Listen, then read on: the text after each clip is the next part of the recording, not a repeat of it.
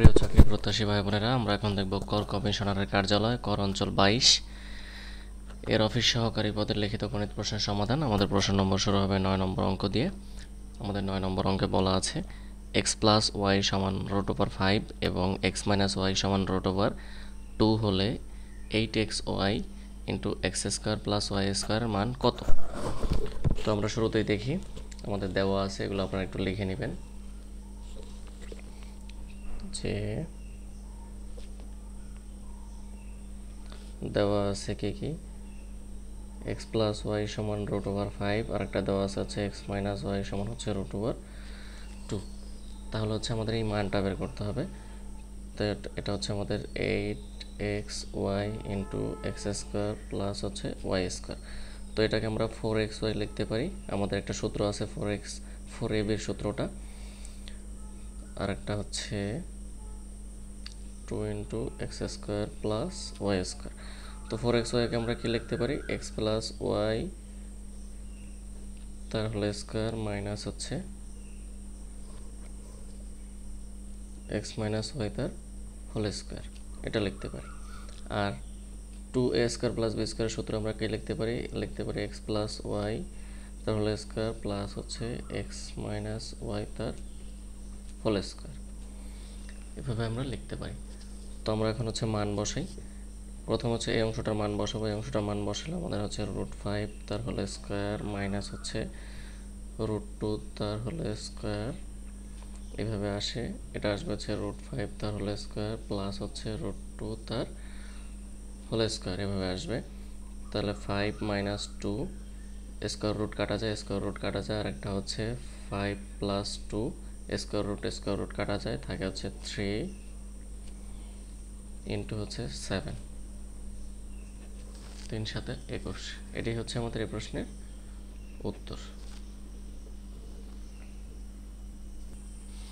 আমাদের পরবর্তী প্রশ্ন হচ্ছে 10 নম্বর প্রশ্নে বলা আছে ঘন্টায় 75 কিলোমিটার বেগে গমন করলে 125 মিটার দীর্ঘ একটি ট্রেনের 250 মিটার দীর্ঘ একটি প্ল্যাটফর্ম অতিক্রম করতে কত সময় লাগবে? তো প্রথমত এটা হচ্ছে আমাদের ট্রেনের গতিবেগ, এটা হচ্ছে আমাদের ট্রেনের গতিবেগ। তো আমরা ট্রেনের গতিবেগটাকে, যেহেতু আমাদের এখানে আছে মিটার,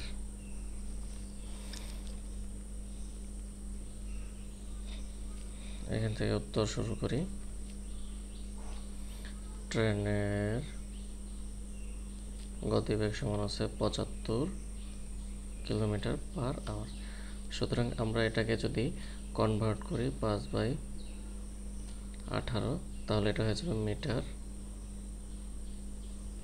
পার সেকেন্ড।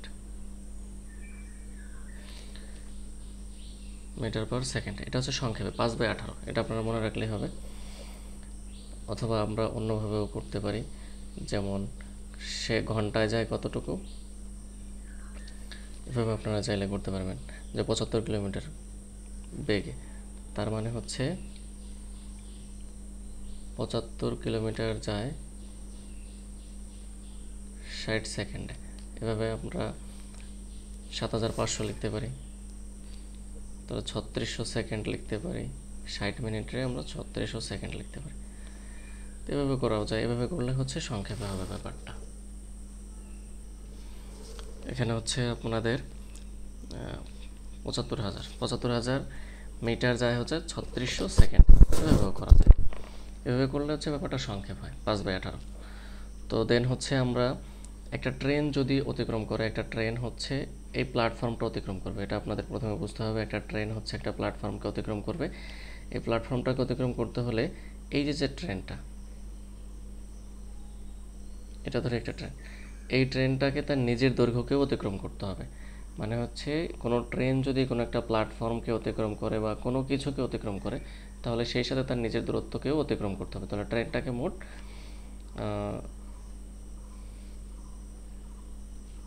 ট্রেনটা হচ্ছে 250 মিটার আর প্ল্যাটফর্ম হচ্ছে 250 আর ট্রেন হচ্ছে 125। তাহলে ট্রেনটাকে টোটাল এই দূরত্বটা অতিক্রম করতে হবে। তাহলে মোট অতিক্রম করতে হবে 5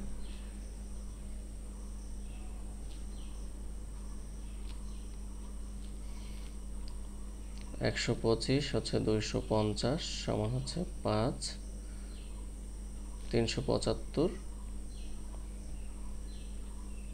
মিটার। 375 মিটার। তাহলে আমাদের বলছে কত সময় লাগবে, সময় লাগবে, এটা হচ্ছে তার বেগ। এটাকে আমরা একটু গুণ করে নিই, 5 5 25, 5 হাতে হচ্ছে 2, 5 7 35, আর 2 37/18। তাহলে এত মিটার যায় হচ্ছে 1 সেকেন্ডে। তাহলে এখন আমরা সরাসরি এটাকে ভাগ দিয়ে দিলেই হচ্ছে আমাদের হয়ে যায় 375/18। তাহলে 375 উপরে গেল 18, নিচে আসলো 375। তো এভাবে করলে হচ্ছে আমাদের হয়ে যাবে 375 18 সেকেন্ডে। আপনারা যদি চান এভাবেও করতে পারেন, যে 75,000 যায় হচ্ছে 3600 সেকেন্ডে,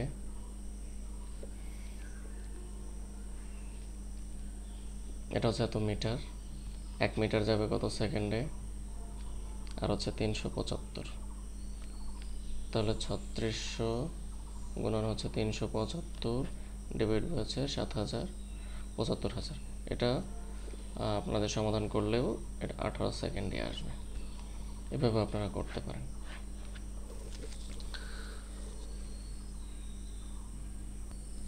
আমাদের পরবর্তী প্রশ্ন হচ্ছে 11 নম্বর প্রশ্নে বলা আছে, একই হার সুদে 300 টাকা 4 বছরের সুদ এবং 500 টাকার 5 বছরের সুদ একত্রে 481 টাকা হলে শতকরা বার্ষিক সুদের হার কত? তো আমরা প্রথমে এই অংশটা নির্ণয় করি, যে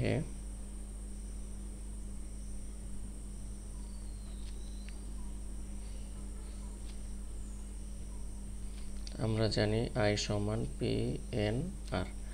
তাহলে এখানে P হচ্ছে 300 টাকা, N হচ্ছে 4 বছর, আর R এর মান হচ্ছে আমরা জানি না। এখানে P সমান 300 টাকা, N সমান হচ্ছে 4 বছর, আর হচ্ছে সুদের হার সমান হচ্ছে R%। তাহলে হচ্ছে এখানে 3 জায়গায় 12 R।